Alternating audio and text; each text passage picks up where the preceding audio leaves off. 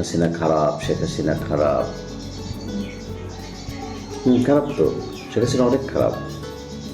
শেখ হাসিনা পদ্মা সেতু করে দিয়েছে, ঘরে ঘরে বিদ্যুৎ দিয়েছে, কর্ণফুলী টানেল করে, রাস্তাগুলো 4 লেন করে, বড় বড় মেগা প্রকল্প নেয়। গ্রামের রাস্তা, রিক্সাওয়ালা বাড়ি একদম বাড়ির উঠানে গিয়ে নামেন, আর আগে 4 মাইল হেঁটে যাওয়া লাগতো। শেখ হাসিনা খারাপ না? আর কি কি করেছে শুনবেন?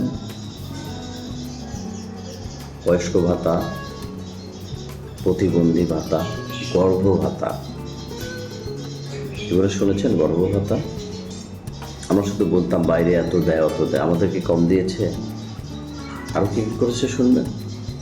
মাতারবাড়ি বিদ্যুৎ কেন্দ্র, কয়লা বিদ্যুৎ কেন্দ্র, রামপাল বিদ্যুৎ কেন্দ্র, আমাদের এলজিডি, যে এলজিডিতে একটা 10 মিটার 30 ফিট ব্রিজ বানাতো, সেই এলজিডি কিন্তু 200 মিটার 100 ফিট 500 ফিট এত বড় বড় ব্রিজও তৈরি করেছে, যেটাকে রোডস করতো। কী করেনি শেখ হাসিনা? আপনাদের জন্য কী করেনি? এটাই শেখ হাসিনা ভুল ছিল। আর আজকে আমাদের উন্নয়নের জন্য ওপেন স্পেসের সহায়তা চাওয়া হচ্ছে। আমি আবারও বলতেছি, আমি সরকার সমালোচনা করছি না, আমি চাই সরকার ভালো করুক, এখন আর আন্দোলন না হোক। মুহূর্তে আন্দোলনে আমি, আপনি এবং সাধারণ মানুষের জন্য কষ্ট বেশি হবে। শুধু চোখে আঙ্গুল দিয়ে দেখিয়ে দিলাম। আমাদের একজন অর্থমন্ত্রী ছিলেন আবুল মাল আব্দুল মুহিত, শেখ হাসিনা এবং আতিউর রহমান, 3 জন মেগা বিগ প্ল্যানার আমাদের দেশের অর্থনীতির কোথায় নিয়ে আসছিলেন বুঝতেছেন? আমি জানি না আমাদের দেশের বর্তমান অর্থমন্ত্রী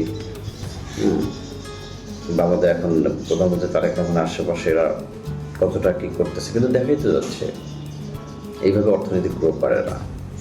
ওপেন স্পেসের সহযোগিতা না চেয়ে অর্থমন্ত্রীদের পাঠান, আমাদের অর্থ সচিবকে বাইরে পাঠান, বড় বড় দেশে কি যাক কথা বলুন,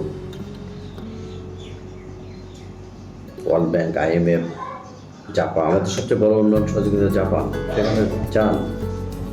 এইভাবে একটা দেশের উন্নয়ন দর, অর্থনৈতিক গ্রো হয় না। উন্নয়নের একটা বড় ধাপ রাজনৈতিক কোয়ালিটি, রাজনৈতিক সহ অবস্থান। একটা বড় দলকে আপনি মাঠের বাইরে রেখে, দেশকে অস্থিতিশীল রেখে উন্নয়ন করা কঠিন। দ্রুত এই সংকট থেকে বের হয়ে আসুক, দেশটা ভালো চলুক, এই তো, এটা ছাড়া কি চাইতে পারি? ভালো থাকবেন।